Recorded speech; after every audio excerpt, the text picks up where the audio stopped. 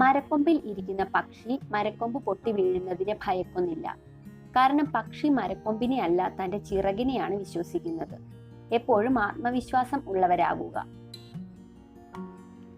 നിങ്ങളെ കൊണ്ട് കഴിയും എന്ന് ചിന്തിച്ചാലും കഴിയില്ല എന്ന് ചിന്തിച്ചാലും അത് ശരിയാണ്. കാരണം നിങ്ങൾ എന്ത് ചിന്തിക്കുന്നുവോ നിങ്ങൾ അതായിത്തീരും.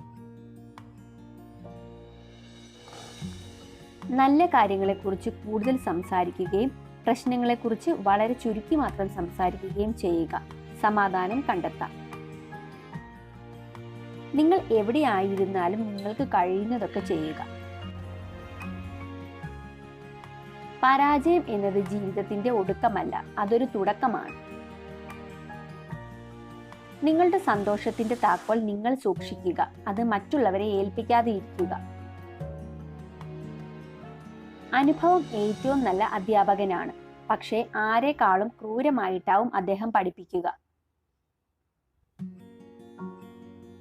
0-ൽ നിന്ന് തുടങ്ങാം എന്ന തീരുമാനം ഇപ്പോൾ തന്നെ എടുക്കുക.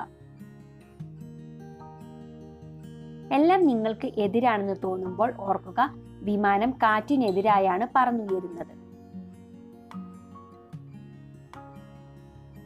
നിങ്ങളുടെ ആഗ്രഹങ്ങളെ നിസ്സാരമായി കാണിക്കാൻ ശ്രമിക്കുന്നവരിൽ നിന്നും അകന്നു നിൽക്കുക.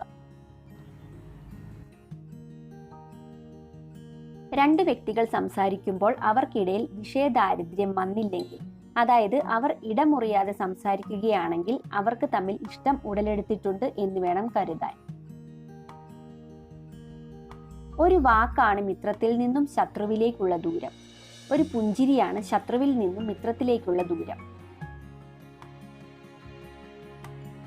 പ്രതിഭ എന്നത് 1% പ്രചോദനവും 99% വിയർപ്പുമാണ്.